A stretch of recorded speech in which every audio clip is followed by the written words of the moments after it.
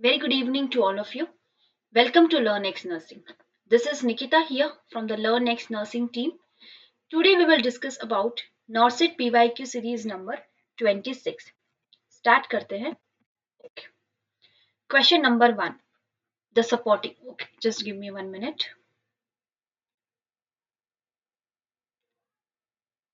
Okay. What says the question number 1? The supporting and nutritive cells found in the brain. हमारे brain में supporting as well as nutritive cells कौन से होते हैं?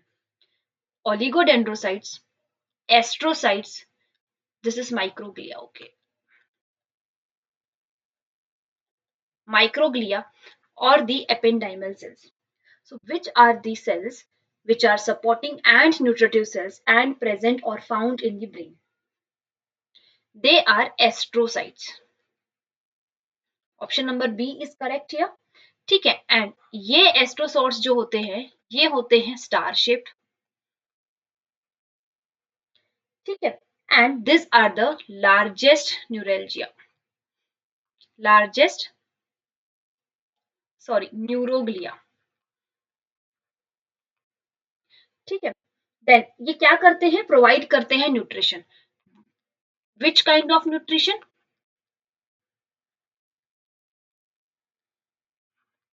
Oxygen and glucose. हमारे brain cells के लिए क्या इंपॉर्टेंट है? Glucose as well as the oxygen. So astrocytes are the star shaped largest neuroglia which provides support and nutrition to the brain cells. ठीक है, in the form of oxygen and glucose. Then oligodendrocyte क्या करते हैं? Help in formation of myelin sheet. ठीक है. Then lastly हमारे ependymal sales क्या करते हैं? ये पायामेटर के साथ मिलके कोरॉइड प्लेक्सस फॉर्म करते हैं. Plus pia mater forms the choroid plexus जहां पे हमारा CSF होता है. ठीक है. देन क्या बच गया? माइक्रोग्लिया. माइक्रोग्लिया के बारे में भी लिखो. There was no space, that's why I am writing here.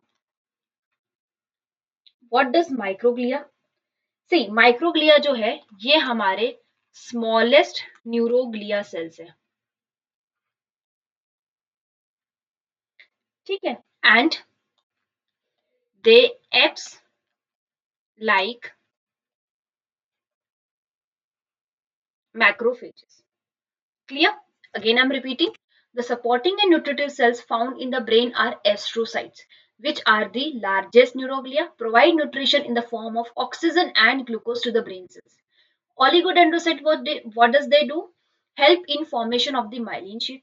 Microglia, जो कि smallest neuroglia है, ठीक है, as well as they act as a macrophages.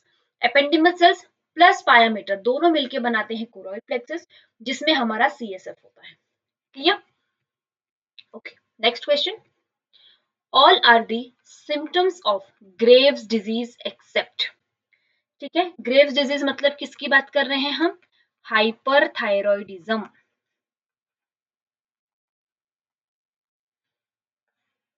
ठीक. एक्सॉफ्थेल्मस, वेट गेन, डायरिया और द फीवर. ठीक है. अब देखो क्या होता है हाइपरथायरॉयडिज्म में? T3 and T4 level increases. ठीक है, जिसके वजह से क्या होता है? हमारा बेसल मेटाबॉलिक रेट इंक्रीजेस. ठीक है. एंड जब बेसल मेटाबॉलिक रेट इंक्रीजेस होता है तब क्या क्या होता है? Hypertension, टैकीपनिया,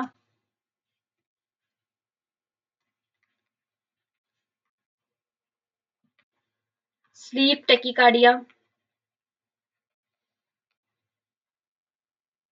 एक्सॉफ्थेल्मस,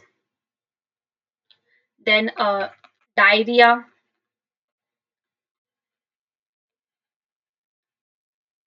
wait loss and fever. अब इतने सिम्टम में जो वेट लॉस है, ठीक है, वेट लॉस होता है हाइपरथायरॉयडिज्म में. अब हमारे पास क्या ऑप्शंस दिए गए थे कि ये जो आपको सिम्टम्स दिए हैं ग्रेव्स डिजीज के, उसमें से एक ऐसा सिम्टम है जो ग्रेव्स डिजीज का यानी कि हाइपरथायरॉयडिज्म का नहीं है. एक्सॉफ्थेल्मस है, यस। वेट गेन है, नो। यहाँ पर हमेशा क्या होता है, वेट लॉस। डायरिया है, यस। फीवर है, यस। सो एक्सेप्ट के क्वेश्चन में आपका आंसर क्या आ जाएगा यहाँ पे, weight gain. So correct answer is option number B, that is weight gain. Okay, next question, which of the following IV fluids administration is contraindicated in patient with lactic acidosis and impaired liver function? आपसे IV fluid के related question पूछा गया है कि जब आप ऐसा कौन सा आईवी फ्लूइड है जो कि हम नहीं देंगे उन पेशेंट्स में जिनको लैक्टिक एसिडोसिस है एंड इम्पेयर्ड लीवर फंक्शन है। लैक्टिक एसिडोसिस में क्या होता है, लैक्टेट के वजह से एसिडोसिस होता है। ठीक है, कैसे फॉर्म होता है ये lactic acidosis,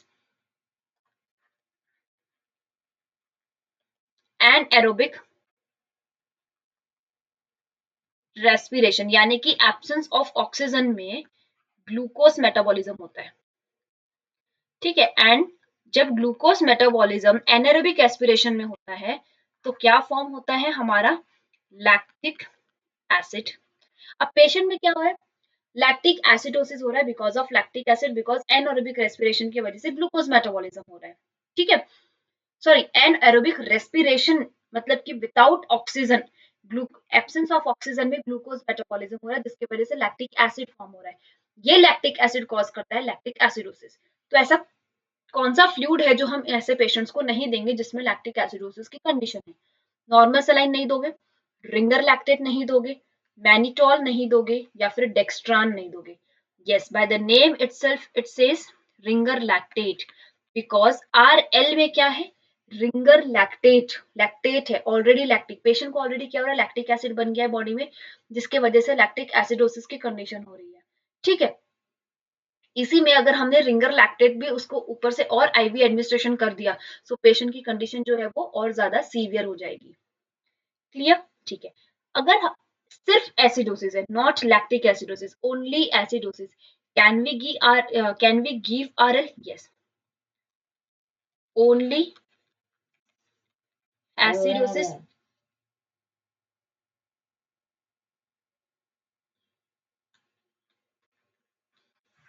can give RL, सिर्फ एसिडोसिस में दे सकते हैं, लैक्टिक एसिडोसिस में जो है हम कभी भी RL जो है वो नहीं दे सकते। Clear,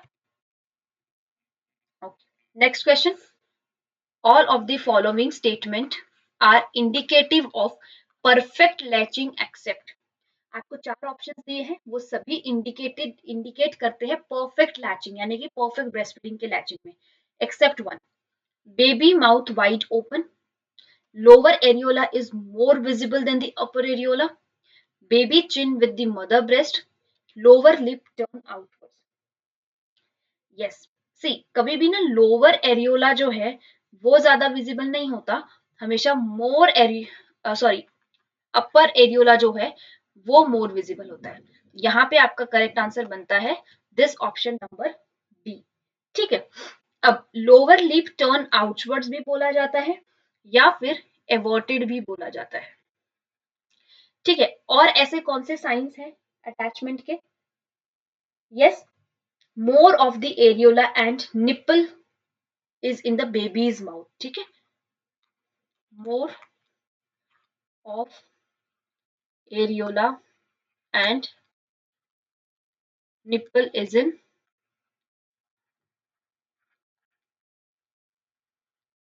baby's mouth. ठीक है, so these are the indicative of perfect latching, that is baby's mouth wide open, baby chin should be attached with the mother's breast, lower lip turn outwards or the everted, more of areola and nipple is in the baby's mouth. One more thing lastly, that is upper areola is more visible than the lower areola. Upper areola is more visible than lower areola. Clear? Okay. Next question. Which of the following are the important characteristic of the hypothyroidism except? देखो एक hyper पूछा था और अब hypo पूछ लिया है। ठीक है, तो हाइपोथायराइडिज्म में आपको सारे कैरेक्टरिस्टिक्स दिखेंगे, सारे साइंस दिखेंगे except the one, that is increased weight, decreased BMR, prone to hypothermia or the sleep tachycardia. See, अभी हमने थोड़ी देर पहले देखा कि ये जो स्लीप टेकिकार्डिया है ये किस में होता है? इट हैपेंस और ऑकर्स इन हाइपरथायरॉयडिज्म। तो ये आपका यहाँ पे करेक्ट आंसर बनता है। थोड़ी सी हाइपोथायरॉयडिज्म के बारे में बात करेंगे कि यहाँ पे हमको एडिशनली क्या मिलेंगे। ये सब कुछ उल्टा मिलेगा आपको हाइपोथायरॉयडिज्म के सिम्टम्स से, ठीक है। Here we will get sleep apnoea, ठीक है। Here we will get bradycardia, here we will get hypotension, ठीक है। एंड ये जो हाइपोथायरॉयडिज्म होता है इसका मोस्ट कॉमन कॉज क्या होता है? That is Hashimoto's disease.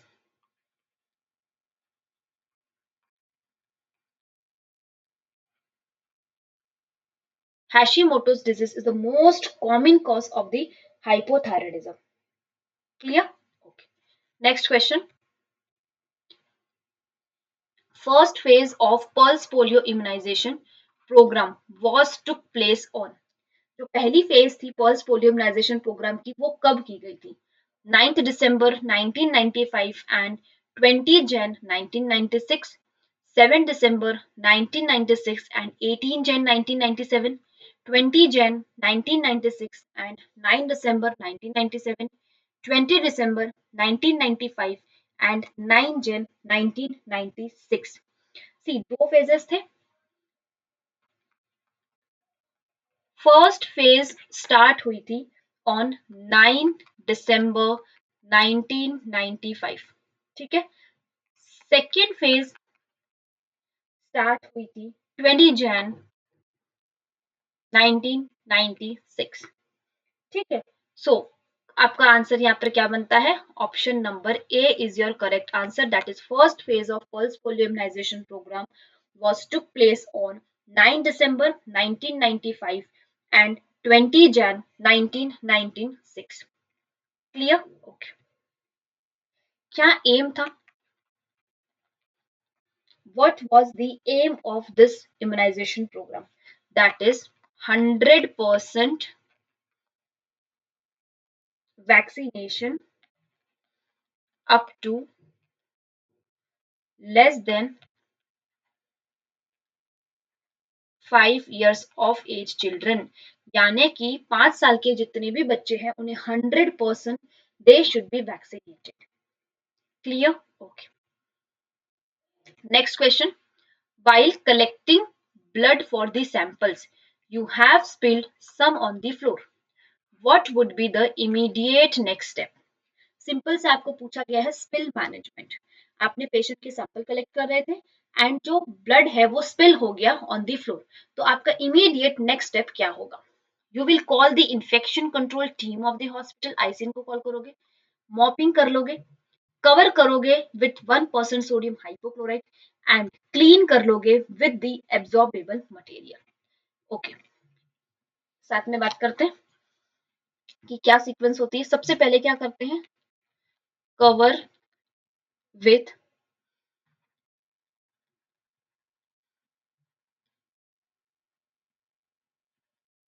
Absorbable material. उसके बाद क्या करते हैं?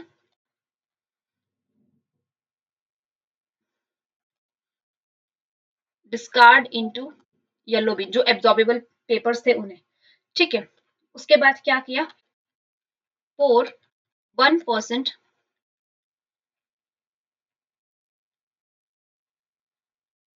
hypochlorite solution, then remain और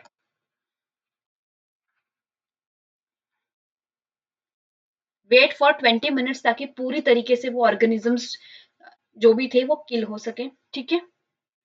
then what we will do? Clean, mop it and lastly wash with soap and water, ठीक है। तो सबसे पहले क्या करेंगे हम? Here it should not be clean, it should be cover. Okay, by mistakenly I had written this. आपका यहाँ पे करेक्ट आंसर होता है option number D. We have to cover with the absorbable material. Directly hypochloride solution डालोगे नहीं, mop directly कर दोगे नहीं, कॉल करोगे आइसन की टीम को नहीं, ये सब तो लास्टली इंसिडेंट फॉर्म के हिसाब से सॉरी इन्फॉर्म किया जाता है, एस्केलेट किया जाता है. Clear? This is cover. Okay, next question. The secondary attack rate of the measles is more than the mumps. What is the conclusion? आपको कहा गया है कि जो सेकेंडरी रेट है मीजल्स का वो मम्स से ज्यादा है, तो इससे आप क्या कंक्लूड करते हो कि मीजल्स ज्यादा डेंजरस है मम्स से, मम्स ज्यादा डेंजरस है मीजल्स से, मीजल्स ज्यादा इन्फेक्टेड है मम्स से, मीजल मोर कॉमन है देन दी मम्स. सी, बात करते हैं अटैक रेट और सेकेंडरी अटैक रेट की. अटैक रेट का मतलब क्या होता है? एक पॉपुलेशन एक्सपोज हो रही है एक पर्टिकुलर पैथोजन से एक पर्टिकुलर टाइम पीरियड, जब एक पर्टिकुलर डिजीज कंडीशन का सडनली आउटब्रेक हुआ था, तो उस एक लिमिटेड टाइम पीरियड में that population is getting affected with that agent, with that pathogen. ठीक है, पहले अटैक रेट के बारे में बात करेंगे. Population expose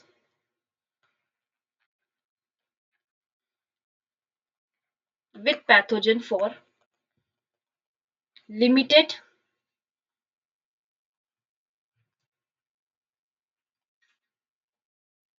epidemic time.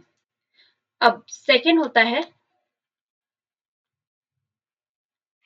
Secondary attack rate में क्या होता है? जो प्राइमरी केस है, ठीक है, समझ लो प्राइमरी केस किसको कहते हैं? कम्युनिटी में पहला पर्सन जिसको वो डिजीज कंडीशन हुई है, डायग्नोज नहीं हुई है, सिर्फ हो गई है. अब उस प्राइमरी केस से जितने भी लोग मिल रहे हैं उन लोगों में से समझ लो कि 10 लोग उस प्राइमरी केस को मिलते हैं. ठीक है, this is the one person. इसको टोटल 10 पीपल्स मिल गए. अब इन 10 पीपल्स में से 5 जो है वो इन्फेक्ट हो गए, उनमें सिम्टम्स डेवलप हो गए. ठीक है, तो ये जो 5 पीपल है ना, ये क्या हो गए? ये हो गए secondary attack rate.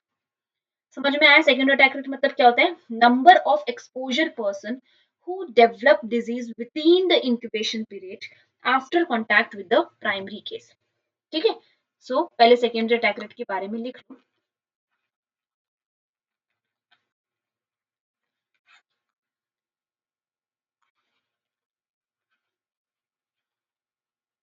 Number of exposure persons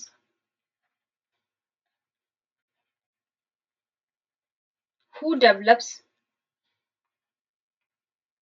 disease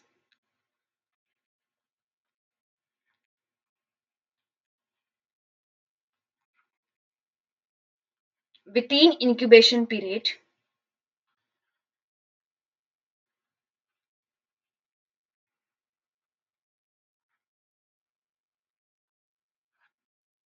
after contact with primary case. और इसका मतलब क्या होता है कि जो मीजल्स है उसकी इन्फेक्टिविटी ज्यादा है मम्स से.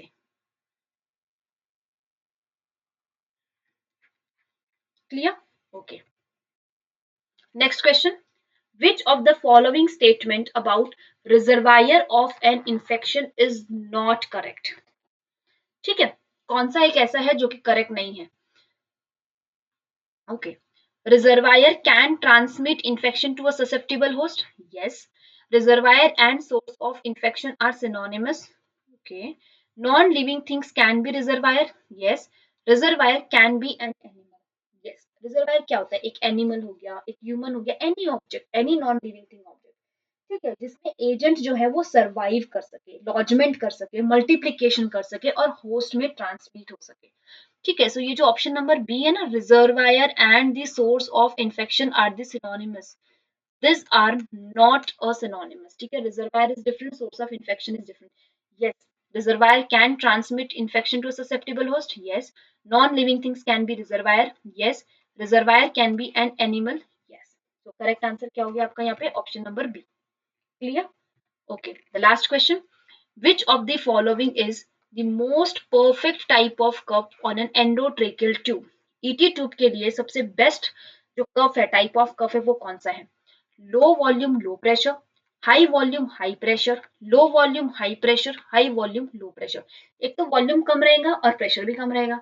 एक तो वो जो कफ है उसकी वॉल्यूम ज्यादा रहेगी और प्रेशर भी ज्यादा रहेगा, एक उसकी वॉल्यूम कम रहेगी लेकिन प्रेशर ज्यादा रहेगा, और एक हाई वॉल्यूम रहेगी, लो प्रेशर रहेगा। ठीक है। ईटी ट्यूब का सबसे मेन फंक्शन क्या होता है हमारे लिए? Prevent damage to the tracheal mucosa, prevent damage